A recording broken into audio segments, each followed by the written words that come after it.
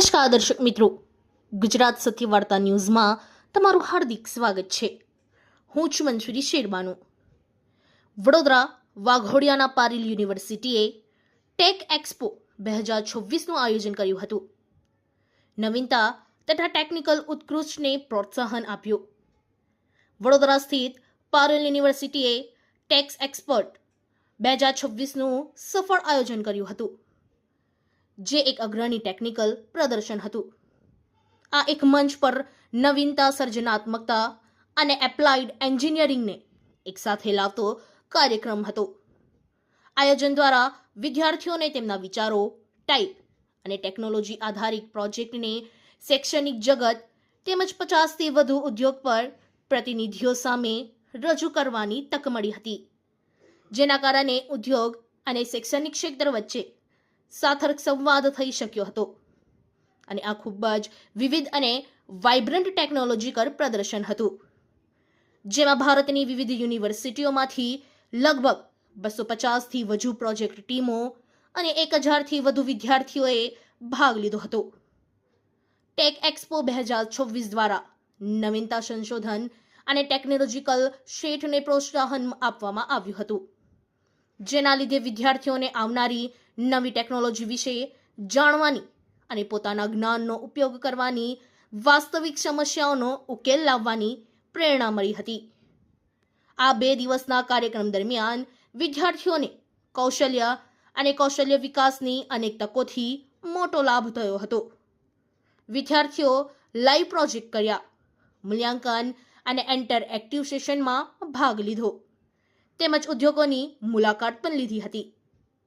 કાર્યક્રમનું સમાપન medical auditorium ખાતે યોજાયેલી સાંસ્કૃતિક સંધ્યા અને વિધાય સમારંભ સાથે થયું હતું, જેને વિવિધ શાખાઓ વચ્ચે સહકાર અને શીખવાનો પ્રોત્સાહન આપ્યું હતું.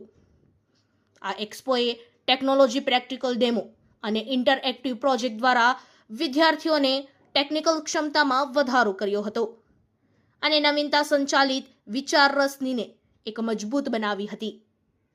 2 લાખના ઇનામોએ ભાગ લેનાર વિદ્યાર્થીઓને પોતાની ક્ષમતાથી આગળ વધીને ઉત્તમ પ્રદર્શન કરવા માટે પ્રોત્સાહિત કર્યા હતા.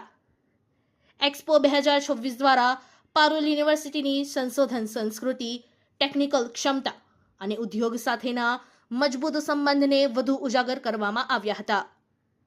આમંત્રણ વિદ્યાર્થીનીને આત્મવિશ્વાસ સાથે પોતાનું કામ રજૂ કરવાની અને પ્રેક્ટિકલ પાસાને વધુ સારી રીતે સમજવાની તક મળી હતી.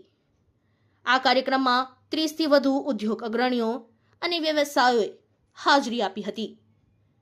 મુખ્ય અતિથિ તરીકે બીપીએલ મેડિકલ ટેકનોલોજી પ્રાઇવેટ લિમિટેડના chief executive officer Shri Guruswamy Krishnamurthy ઉપસ્થિત રહ્યા હતા. અતિથિ વિશેષ એસપીએલ લેન્સની ટેલેન્ટ ડિસ્કવરી એપીએસસી માટેની વિદ્યાર્થીઓની ટીમના ડિરેક્ટર શ્રી કમરજી પણ તેમજ માનવતા મહેમાનો તરીકે બીપીએલ મેડિકલ ટેકનોલોજીસ પ્રાઇવેટ લિમિટેડના strategic service business and screen ડેવલપમેન્ટના હેડ શ્રી મનગરાને પણ કાર્યક્રમની શોભા વધારી હતી. આ પ્રસંગે પારુલ યુનિવર્સિટીના પ્રેસિડેન્ટ ડોક્ટર દિવાંશુ પટેલે જણાવ્યું હતું કે એક્સપો 2026ની થીમ પારુલ યુનિવર્સિટીની નવીનતા, સંશોધન અને બજારમાં ઉપયોગી કૌશલ્યોને પ્રોત્સાહન આપવાની દિશામાં કરાયેલા પ્રયાસનો એક ભાગ છે. જ્યારે અમે વિદ્યાર્થીઓને તેમના વિચારોને વાસ્તવિક ઉકેલમાં ફેરવવાની તક આપીએ છીએ, ત્યારે અમે તેમને આત્મવિશ્વાસથી સજ્જ હોય તેવા સમસ્યા ઉકેલનાર અને ભવિષ્ય માટે તૈયાર વ્યવસાયિક બનાવીએ છીએ.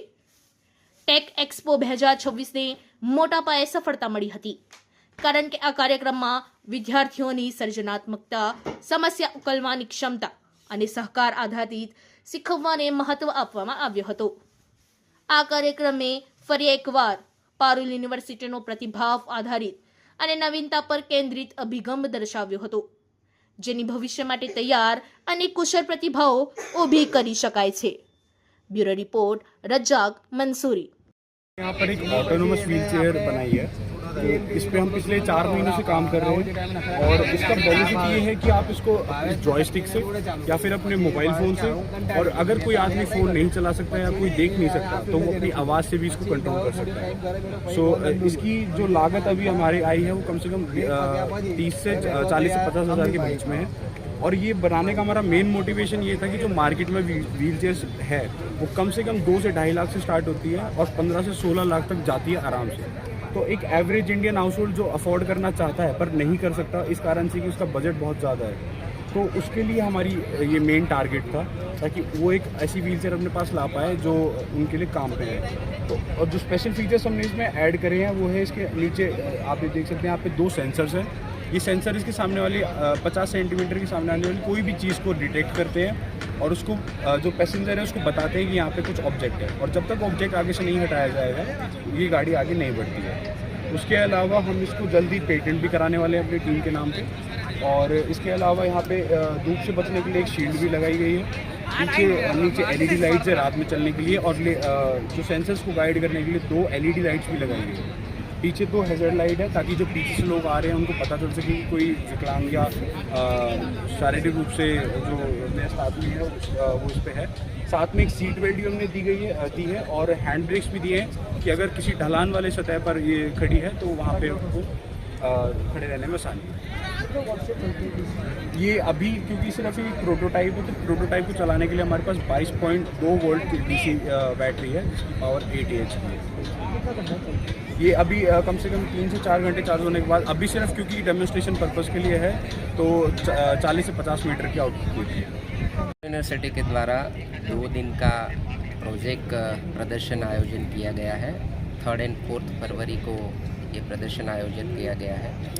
ये हमारे 1000 से ज़्यादा बच्चे और 257 से प्रोजेक्ट ज़्यादा जो इनोवेटिव फील्ड में जो हमारे पार्ट ऑफ ही सिलेबस हम बच्चों को 1 साल से ये प्रोजेक्ट डेफिनेशन दे के रेडी करते हैं। और ये प्रोजेक्ट डेफिनेशन हमारी जो लेटेस्ट टेक्नोलॉजी है, AI, machine learning, cyber security, agriculture field, drone technology, defence technology, इसमें प्रोजेक्ट तैयार किए गए हैं। और ख़ास करके हमारे जो आदरणीय प्रधानमंत्री जी का विज़न है skill India, mission India and विकसित भारत 2047, उसके दिशा में हम स्टूडेंट्स को कैसे कंट्रीब्यूट करें और आगे ले जाएं, वो खास करके ये प्रदर्शन का मुख्य हेतु है।